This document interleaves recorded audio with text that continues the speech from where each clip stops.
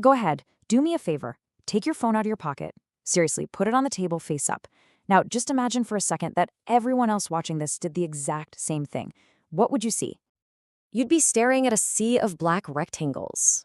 I mean, sure, the corners on one might be a little more rounded, or maybe the bezel is a tiny fraction of a millimeter thinner on another. But let's be real, we're all carrying pretty much the exact same slab of glass and metal. It feels like we've reached what you could call peak slab. And don't get me wrong, this thing in my hand, it's an absolute miracle of modern engineering. It's a portal to all of human knowledge. But doesn't it feel like something's missing? Like, there's no character. And that, right there, is the big question for this explainer. It feels like somewhere along the way we traded personality for perfection.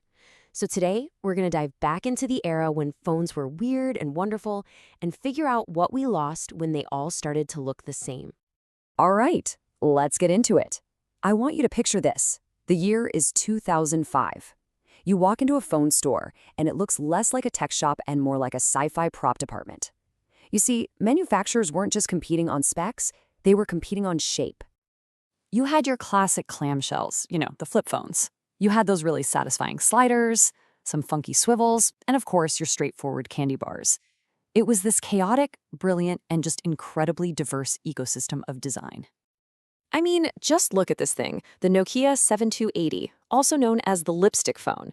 It didn't even have a number pad. You had to use a little spin wheel to text. Was it practical? Absolutely not. It was a complete nightmare to use. But that wasn't the point. This was a fashion statement. It was an object of art. Or what about the T-Mobile Sidekick? This phone was an absolute icon. The screen swiveled up with this incredibly satisfying click sound that honestly made you feel like you were reloading a weapon. Typing an email on that full keyboard felt tactical. It felt important. And here's the crucial point. The hardware itself told you what the phone's purpose was. If you saw someone with a BlackBerry, you knew they were all about business. A Sony Ericsson Walkman phone, you knew they were all about their music. The device itself had a built-in identity. So, what happened? Who or what killed the weird phone? Now, the easy answer, the one everyone points to, is Apple. But the reality is, well, it's a little more complicated than that. The real culprit was the rise of software. You see, when the first iPhone was introduced back in 2007, it wasn't just a new phone. It was a whole new philosophy. It basically proposed that the screen itself was the most important feature, and that set us on the path to the efficient but, uniform black rectangle we all have today. When Steve Jobs introduced the iPhone, his argument was that physical buttons are a massive limitation. They're permanent. A plastic keyboard is always a plastic keyboard, and it's taking up valuable space whether you're trying to watch a movie, play a game, or just look at a map. So the solution was this idea of convergence, turning the phone's hardware into a blank canvas, a single sheet of glass that could become anything the software needed it to be. A keyboard, one second, a full movie screen the next. And once Android adopted the same philosophy, the war was over. The rectangle had won. And look, the black slab is efficient. It's the logical endpoint of that whole philosophy. But in our pursuit of that cold, hard efficiency, we lost some things that are a little harder to measure. We lost tactility, and maybe we lost a little piece of our identity too. Do you remember T9 texting?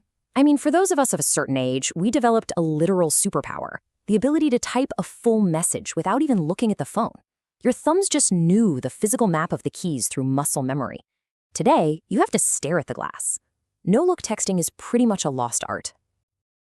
And what about the pure, visceral satisfaction of the anger hang-up?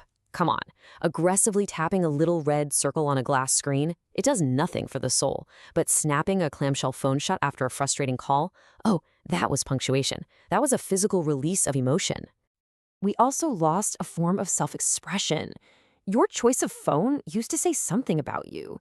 Now, the phone itself is this anonymous vessel for our apps. We've basically outsourced all that personality to the phone case we use to cover up its generic design. So is that it? Are we just doomed to a future of identical slabs forever? Well, maybe not. Lately, we're starting to see some small but pretty interesting sparks of rebellion against the black rectangle. Foldables like the Samsung Galaxy Z Flip are actually bringing back the clamshell. It turns out people miss that mechanical feeling. that satisfying snap of opening and closing a device. It's a real return to a more tactile experience. And then you have companies like Nothing, which are trying to give the back of the phone a unique personality again. Their glyph interface with all its flashing lights gives the device a kind of visual pulse, a way of communicating that isn't just on the screen. It's an attempt at character, and it's pretty cool. And you know, there's a beautiful irony at play here. We're now seeing a rise in accessories like the Clix keyboard, which adds a physical BlackBerry-style keyboard right back onto an iPhone. We are so desperate for that tactile feedback that we're buying gadgets to literally undo 15 years of design evolution. Look, the era of the weird phone was messy. Let's be honest. The software was often clunky, and a lot of the designs were ergonomic nightmares. But they were fun. They were experimental. They took risks. They celebrated the idea that a phone wasn't just a screen to look at, but an object to hold and to interact with. I don't think any of us want to give up our incredible modern cameras or our super fast connections. But maybe, just maybe, as the technology matures, we can find a way to bring a little bit of that personality back into these devices. So my question to you is this. If you could bring back one design feature from that wild era, what would it be? A physical keyboard? The swivel? I'd love to know.